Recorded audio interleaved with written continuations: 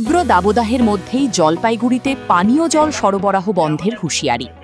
পৌরকর্মীদের বকেয়া পেনশন ও বিভিন্ন দাবিদাবা নিয়ে আন্দোলনের জেরে ভাদ্র মাসের তীব্র দাবদাহের মধ্যেই সোমবার সকাল থেকে জল সরবরাহ সহ সমস্ত পৌর পরিষেবা বন্ধের হুঁশিয়ারি দিয়েছে আন্দোলনকারীদের যৌথ মঞ্চ। পরিস্থিতি সামাল দিতে আন্দোলনকারীদের সঙ্গে দেখা করেন জলপাইগুড়ির বিধায়ক অনন্তদেব অধিকারী।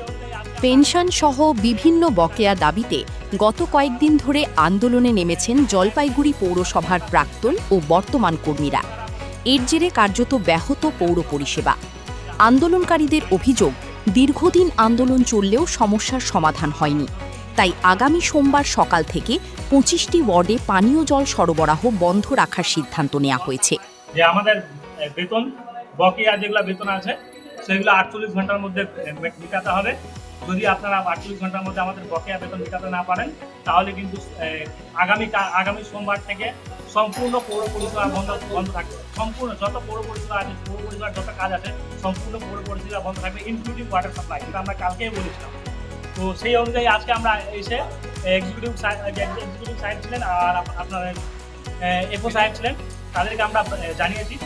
তো ওনারা বলেছেন যে না, ওনাদের আজকেও আমরা জানিয়েছি যে আপনারা যদি মাইনার যতদিন ডিলে হবে আর যতদিন ডিলে হবে তার জন্য কিন্তু দায়ী আপনারা থাকবেন। যদি জলপাইগুড়ি শহরের লোক যদি পৌর পরিষেবা না পায়, যদি জল না পায়, যদিও আরও কোনো ল অ্যান্ড অর্ডারের প্রবলেম হয়, তার জন্য কিন্তু সম্পূর্ণ দায় জলপাইগুড়ি পৌর প্রশাসন থাকবে। শনিবার আন্দোলনরত কর্মীদের সঙ্গে দেখা করে পরিস্থিতি জানতে চান বিধায়ক অনন্তদেব অধিকারী। আন্দোলনকারীরা জানান, শহরবাসীকে সমস্যায় ফেলার কোনো ইচ্ছে তাদের নেই, কিন্তু দাবি পূরণ না হওয়ায় তারা নিরুপায়। শুনলাম, আমি আপনাদের মুখে শুনলাম এবং আগে শুনেছি যে পৌর পেনশনাররা পেনশন পাচ্ছে না, কারণ এদের ফান্ডের অভাব বলছে, সেটা শুনলাম এখানে এসে।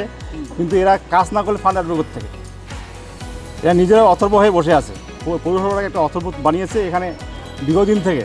যেভাবে যে পৌর বোর্ড পরিচালিত হচ্ছে তারা নিজেদের স্বার্থ নিয়ে ব্যস্ত, জনগণের স্বার্থ, যারা এমপ্লয়ি এবং কর্মচারী তাদের দিকে তারা নজর দেয়নি, তার ফলে এই অবস্থা সৃষ্টি হয়েছে।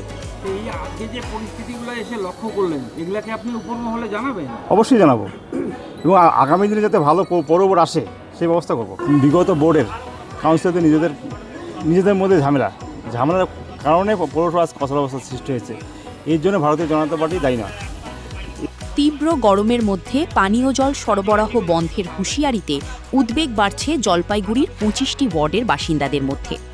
পরিস্থিতি কত দ্রুত স্বাভাবিক হয় এখন সেদিকেই সকলের নজর।